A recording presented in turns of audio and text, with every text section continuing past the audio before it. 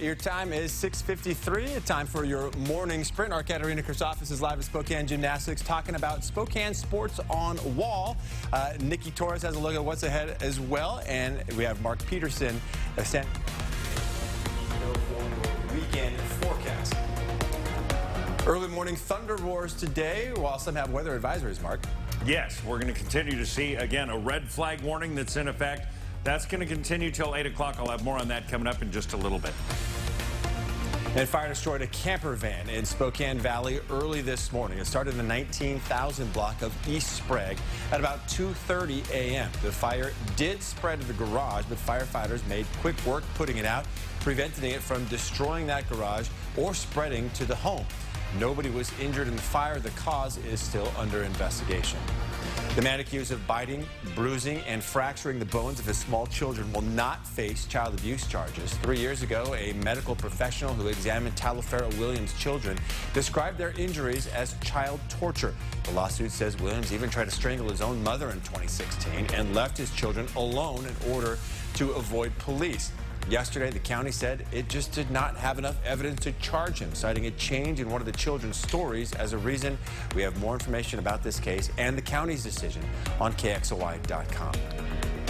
An update on the man who resigned from his position as Spokane Public Schools Director of Campus Security. We learned it was Santos Picassio's divorce records and a motion for a restraining order that raised a red flag with the school district. The documents allege Picassio has had a past that includes domestic violence, heavy drinking, and erratic behavior. We do have more information on what exactly those documents reveal right now at KXLY.com. The primary election is Tuesday, and you aren't just voting for a new mayor or that open city council position. There are several measures on each ballot, one of which will help keep some of your favorite libraries open if it passes. Right now, county residents are paying 43 cents per $1,000 of assessed property value.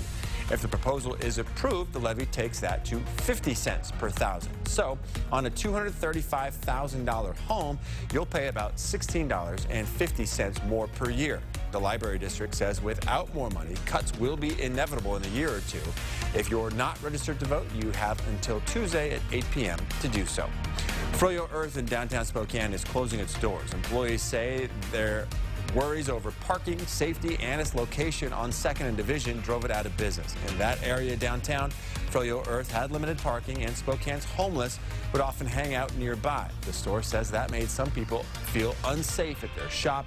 Management is looking at storefronts in Cheney, Liberty Lake, and on the South Hill with the hope of relocating this spring.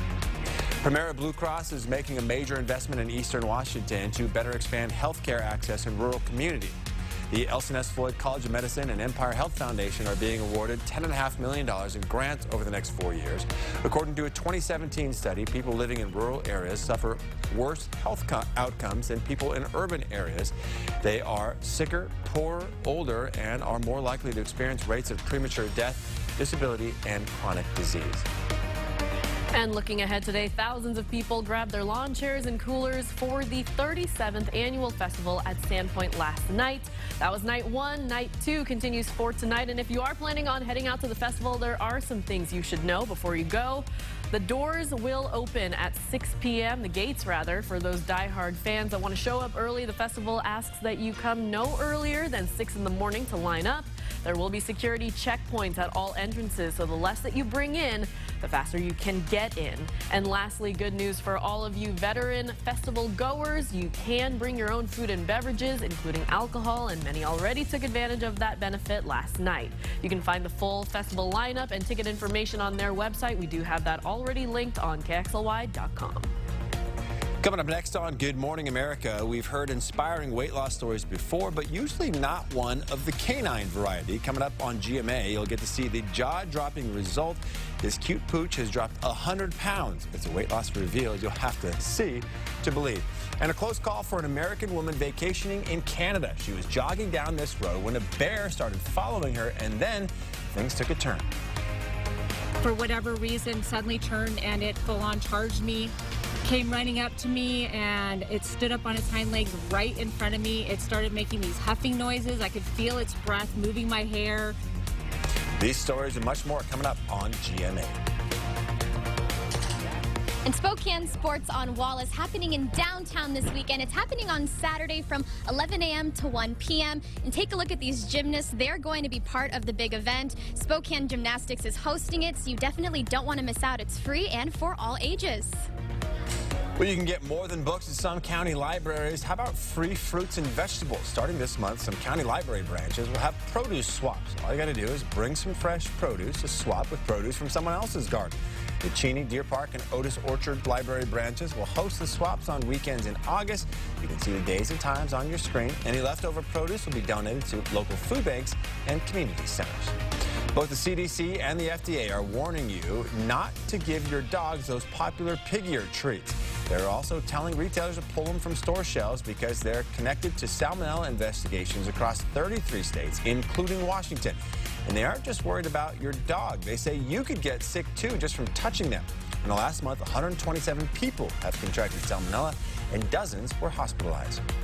Lowe's says it's laying off thousands of workers. They include people who assemble items like grills and patio furnitures and maintenance and facility service jobs like janitors. Lowe's says it's outsourcing those jobs to third-party companies to let store associates spend more time on the sales floor serving customers.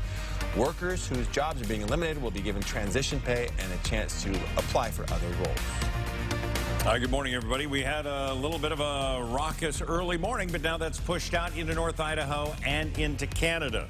We still have a red flag warning in effect. We're sitting at 65 degrees, and I got to tell you, it's going to be 87 today, 88, and it's going to heat up. Be ready.